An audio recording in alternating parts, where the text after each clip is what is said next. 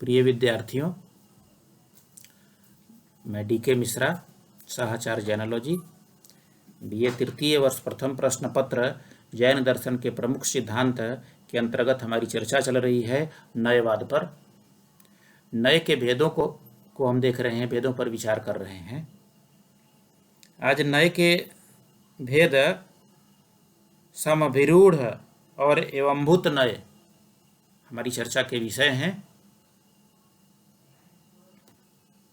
ये दोनों नय पर्यायार्थिक नय के अंतर्गत आते हैं।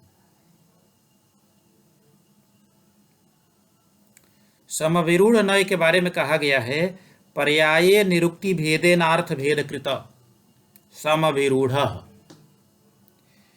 यानी पर्यायवाची शब्दों में निरुक्त के भेद से अर्थभेद स्वीकार करने वाले नय समविरूढ़ नय है। इसके पूर्ववर्ती जो नय था शब्द नय, काल, लिंग, वचन आदि के द्वारा शब्दों में भेद मानता था। वहां माना गया है काल के द्वारा भेद, लिंग के द्वारा भेद, वचन के द्वारा भेद।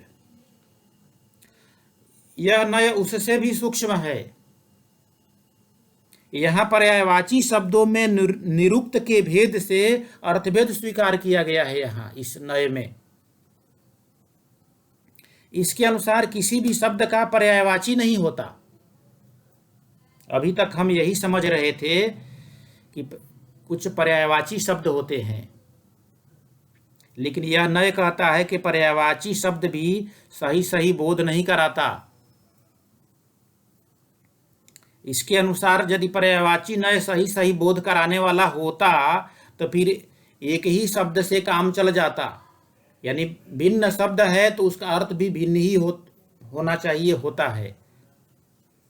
इसके अनुसार किसी भी शब्द का पर्यायवाची होता ही नहीं है। शब्द होने पर अर्थभेद अवश्य ही होगा। जैसे इंद्र, शक्र, पुरंदर, ये सब पर्यायवाची हैं, शब्द हैं, लेकिन भिन्न भिन्न अर्थ के द्योतक हैं।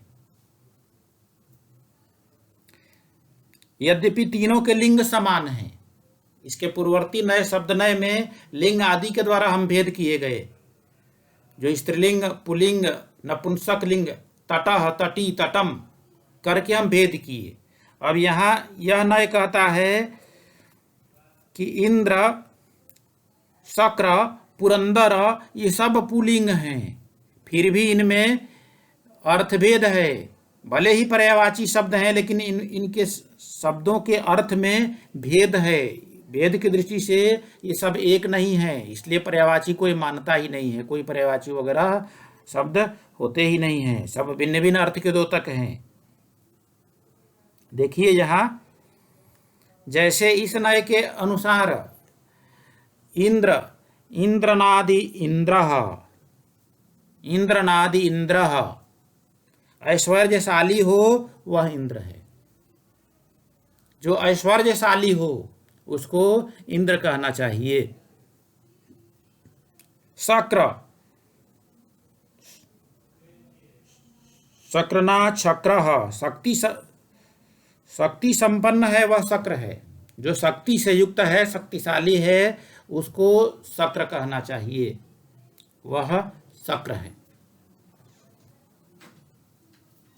इसी प्रकार पुरंदर, पुरंदर, पुरदारनाथ पुरंदरः, नगर का ध्वंसक जब है उस समय वह पुरंदर है। यानी इंद्र जब ऐश्वर्य से युक्त है उस समय उसको इंद्र कहना चाहिए। वही इंद्र यदि पुर को जला रहा है, पुर का ध्वंस कर रहा है, तो उस समय वह पुरंदर है, पुरंदर कहना चाहिए उसको। और जब वह शक्ति का प्रयोग कर रहा है उस समय उसे शक्र कहना चाहिए। इसी प्रकार वह शची के साथ है तब वह शचीपति है। एक ही इंद्र के चार पर्यायवाची और चारों भिन्न भिन्न अर्थ के द्योतक हैं। इसी तरह सभी शब्दों के अर्थ के साथ यह समभिरूढ़ नय की बातें लागू होती हैं। अगला भेद एवंभूत नय, सातवां नय है एवंभूत नय। क्रिया परिणतम अर्थ तच्छब्दवाच्यम स्वीकुर्वन्नेवम्भूतः। क्रिया परिणामार्थ तच्छब्दवाच्यम स्वीकुर्वन्नेवम्भूतः। वर्तमान में क्रिया में परिणत अर्थ को उस शब्द का वाच्य मानने वाली विचारधारा एवंभूत नय है। क्रिया में परिणत अर्थ का वाच्य मानने वाली विचारधारा एवंभूत नय है।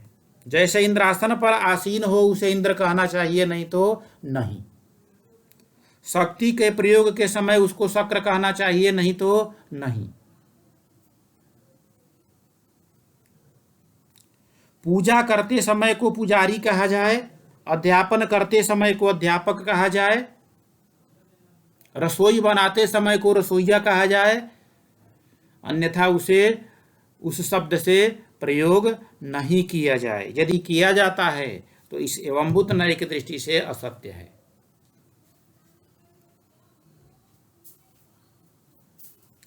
हम एक दृष्टांत से इन सातों नयों को बहुत ही आसानी से समझ सकते हैं।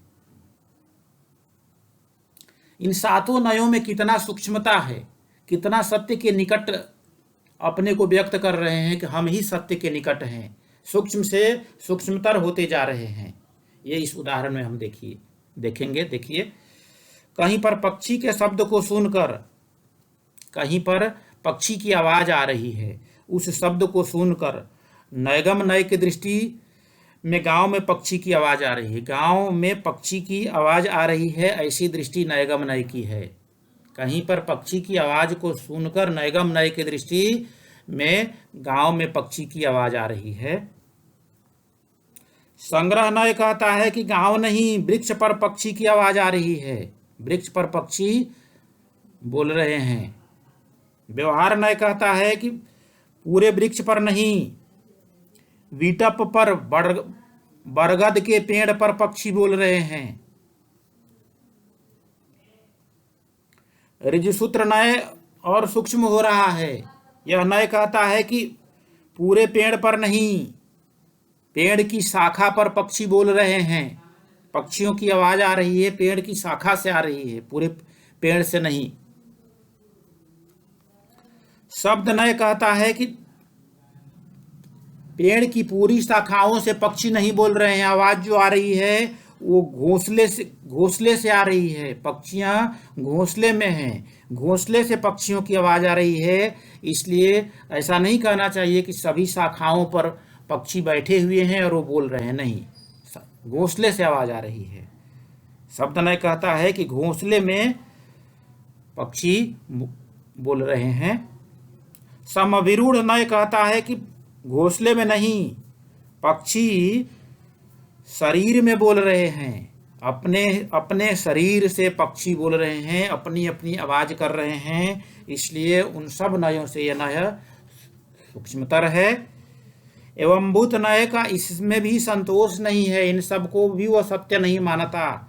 एवंभूत नय कहता है कि पूरे शरीर से भी पक्षी नहीं बोल रहे हैं, पक्षी कंठ से बोल रहे हैं, पक्षी कंठ में बोल रहा है। इस प्रकार एक नय दूसरे नय से सूक्ष्म होता जा रहा है। इस प्रकार हम देखते हैं कि बोली में उत्तरोत्तर क्षेत्र विषयक सूक्ष्मता है। इस प्रकार सातों नयों में पूर्व में विस्तार और बाद में सूक्ष्मता दृष्टिगोचर होती है। इस तरह हम देखते हैं कि प्रत्येक नय का विषय